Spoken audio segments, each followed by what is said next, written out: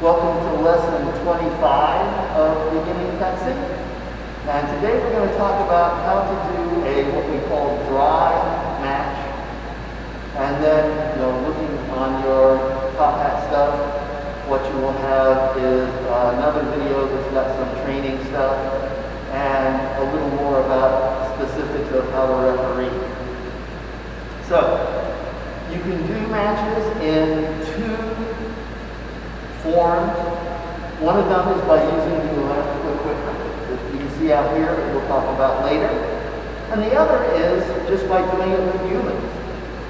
And the electrical stuff was invented like in the 1930s. So before that time, all of the fencing events were judged. Depends on how you want to look at it. It might not have been that greatly, but by humans. So, if we're doing a dry fencing match, how many people do we have to have? And the answer is actually 7. So, we need 2 fencers, 1 referee, and 4 judges. To start the match, the referee is going to call the fencers out to the strip. So in this case, the referee is going to stand somewhere in the middle of the strip. And if they make the call, this match is going to be Mr. Spar and Mr. Gold. Now, it so happens that Will and I are both right-handed. I got called first. I will go to the right of the referee. And Will would go to the other side.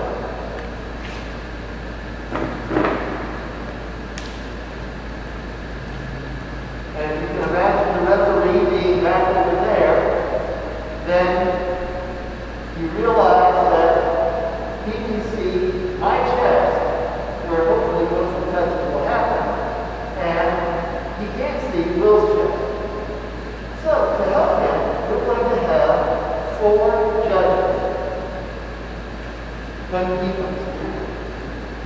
be 2 judges on each side.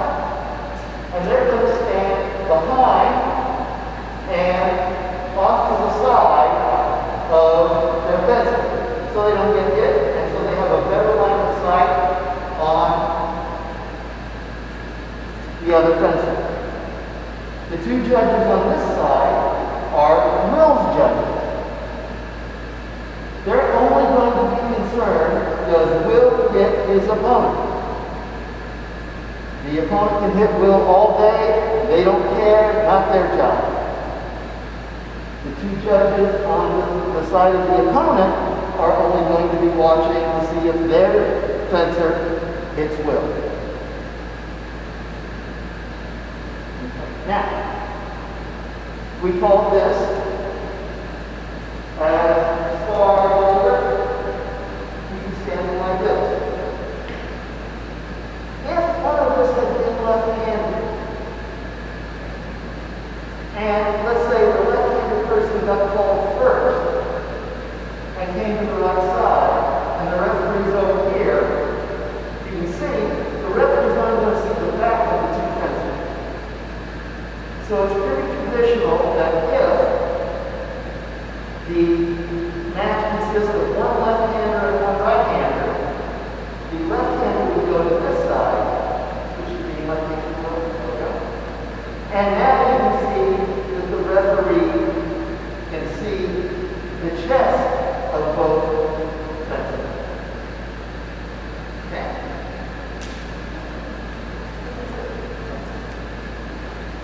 What's going to happen now? The referee got their fencers out here. They're going to say, salute, mask, and on guard.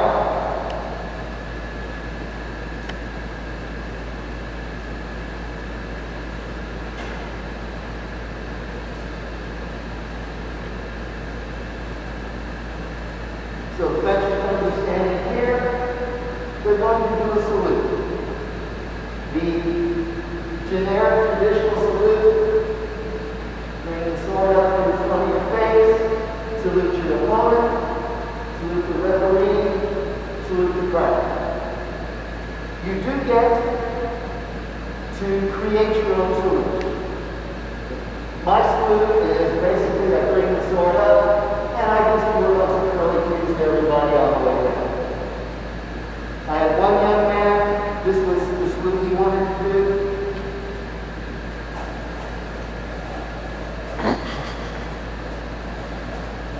And I told him you can't do that salute, you're going to kill somebody.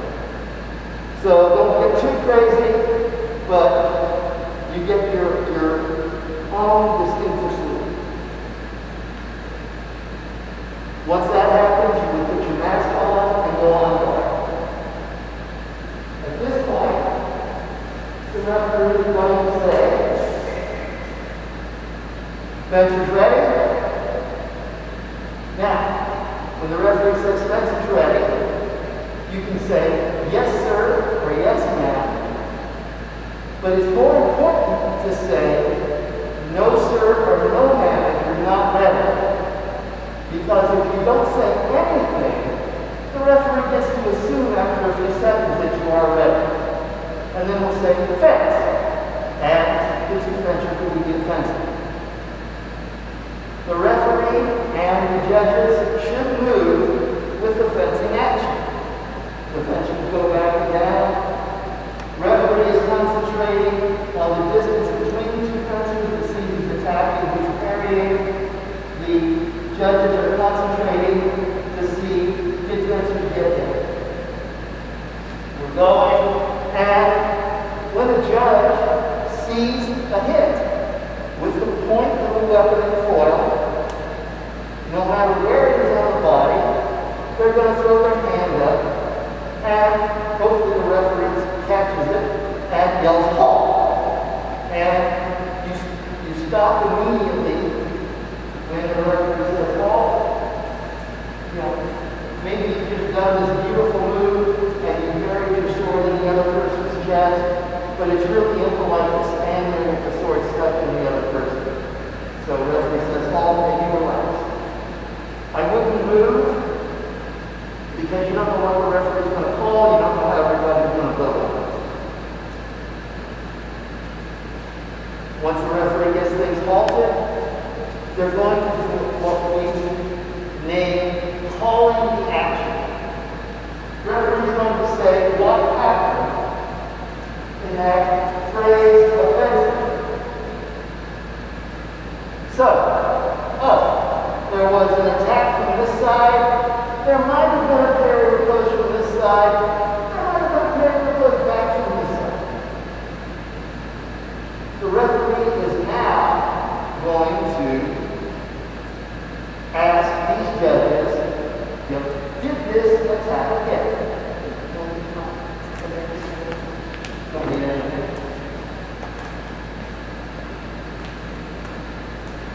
The judges can say one of four things. They can say yes. Yes means that the tip of the sword hit the opponent in a spot where they should get a point for it. The judges can say no. No means that the tip of the sword did not hit the person anyway. So maybe, I was short. I didn't get in close enough. I totally missed over the shoulder. I slapped it, right? I hit him with the sword, but the point didn't hit. Or sometimes we'll say passe or slide. Oh, the sword touched him, didn't hit with the point. No points. And then sometimes it would be, he buried it. Didn't hit because he blocked it. Third thing they can say is off target. Tip of the sword hit the opponent, but it was somewhere where you don't get a point for it in foil. And the fourth option is abstain. Abstain means I'm not voting. Sometimes very legitimate reason, Will's on guard, and somebody does this shot a little bit to his back, well, the judge that's way over here may not be able to tell whether it hit or not. The jury doesn't know. Or maybe the move was so fast and it was very close to being on target or off target, and rather than making a bad call by guessing, the judge is just going to assume that the other people saw it, had better angles, and say, I abstain. Unfortunately, sometimes with my small children, you get this situation. Ready, fence. And the judge is just not saying attention. Oh, there was an attack. Did the attack hit?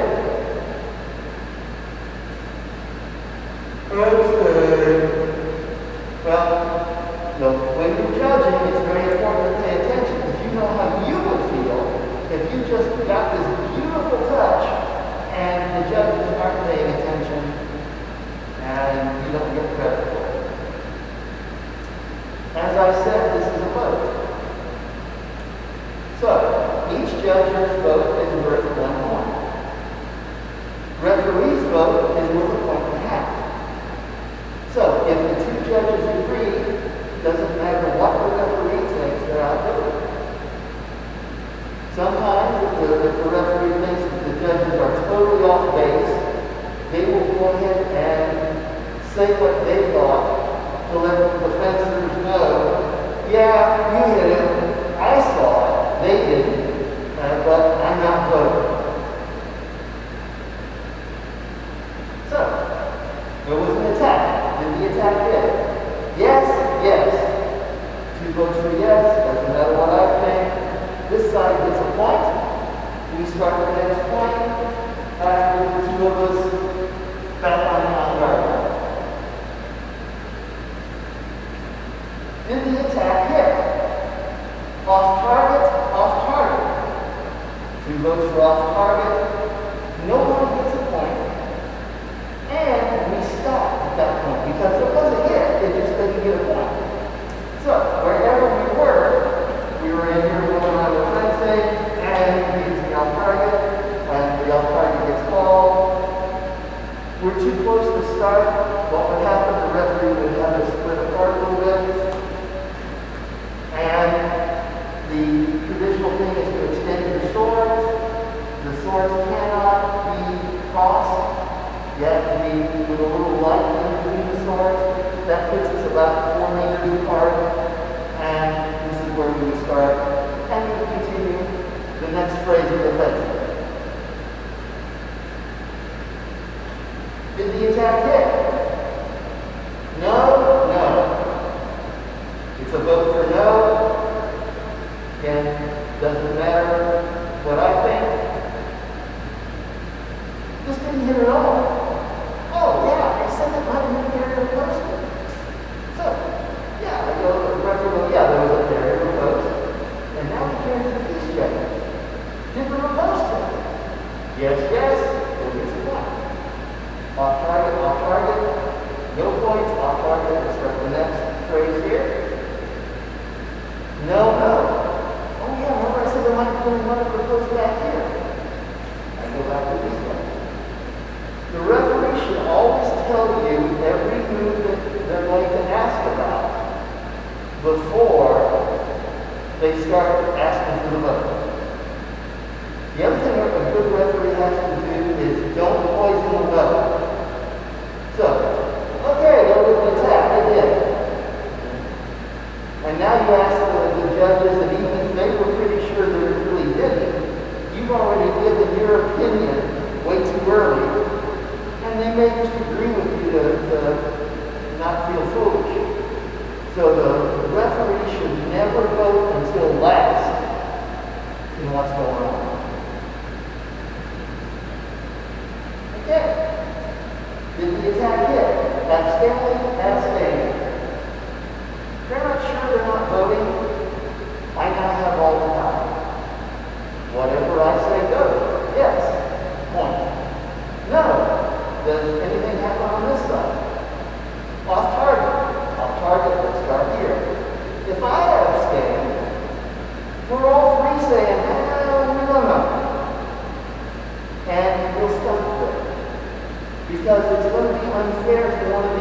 fencers, if we keep going. Maybe that person did hit, we're not giving them credit for it. Maybe they didn't, but we're not sure. If we don't give that person credit for it, they did hit, and then this person gets a point, then it puts them even farther down. So if you get all that abstained, you stop. Okay. Did the attack hit? Yes? No? They're arguing or not in agreement with each other. So now, again, it comes to the referee to help make the decision.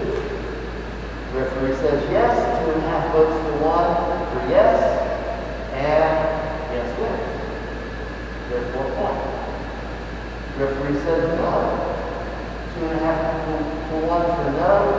I come back over here, then it happens to this side. Yes, no, off target. Okay, so we've got there's a yes and an off target. Pretty sure that there was a hit. We're not sure where. My off target has an extra vote over his. Yes, it's off target. Yes, no, and boy, the blades were moving so fast, I'm not sure whether they hit or not. I abstained. I didn't vote. 1 vote yes, 1 vote no. We don't know what happened. We have a tie vote. I would usually be the tiebreaker. I'm not breaking the tie. We stop. We just start over again wherever we go.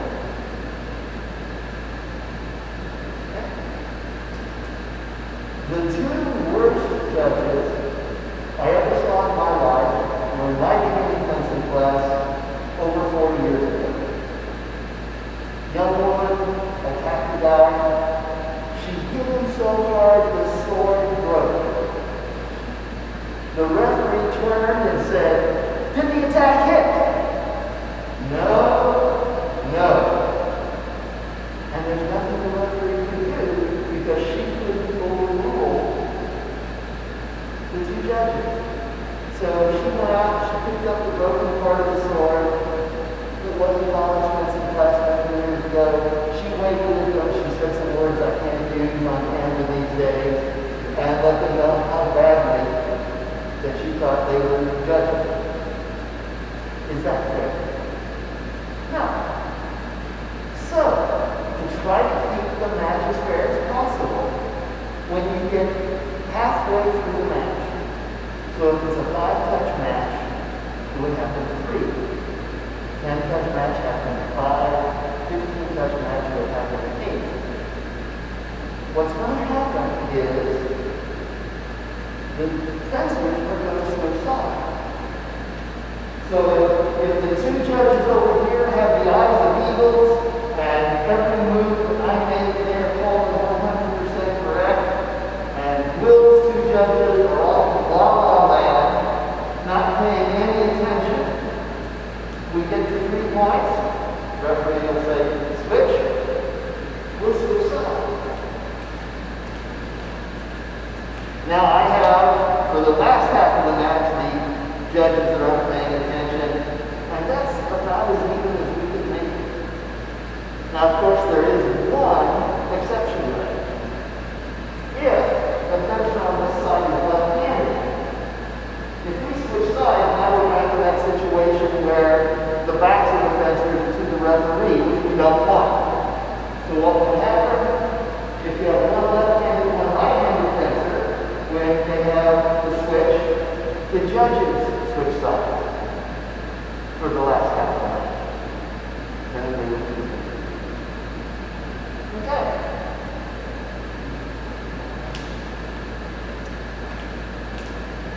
We've had the judges switch, we finished the match. Match is now over. Referee will declare who wins. Usually go top. Victory left, victory Mr. Boulder, however it worked out. And then we will again say, salute and shake hands because it's the end of the match. You go back after the end, you do your salute again, and pre-pandemic, you would go forward and you would shake your hand with a nod, shake the hand of your opponent with a non-weapon hand. Why defensive shake with a non-weapon hand? It's a sign of respect. 1,000 years ago, people would be walking around, they'd have a broadsword and a shield drawn. Their hands are occupied. Somebody you may not know, or you may know, says, "Ha!" Tradition was, oh, we should shake their hand now. Hands are occupied, you have to put something down. Let's say you know this person, and they are a totally untrustworthy, scummy person from your village. What are you going to put down? Are you going to put down your shield or your sword? So, if I would put down my shield, and I would walk up, and I would shake hands with this person who I really, really don't trust, I've left a sword in their hand, and if they decide to chop me in half, I don't have much of a defense if I'm not totally ready for it. So, if I don't trust the person, I would require them to put down their sword, and we would shake with our weapon hands. What I have just done is I've shown everybody in our village, I don't trust this guy. So, I'm walking down the street, Will says hi, it's my good friend Will, totally trust him. I put down my shield, and we shake with our non-weapon hands, and everybody knows that we trust each other because we allow each other to keep our swords. Once the pandemic has started, people started doing elbow bumps, and I think those are probably even out now. Last thing I saw that people were doing is instead of actually shaking hands, they were going out and tapping swords. The match is not over until the quote-unquote handshake has occurred. Because remember when we talked about penalties, if you refuse to shake your opponent's hand, you can be thrown out. So,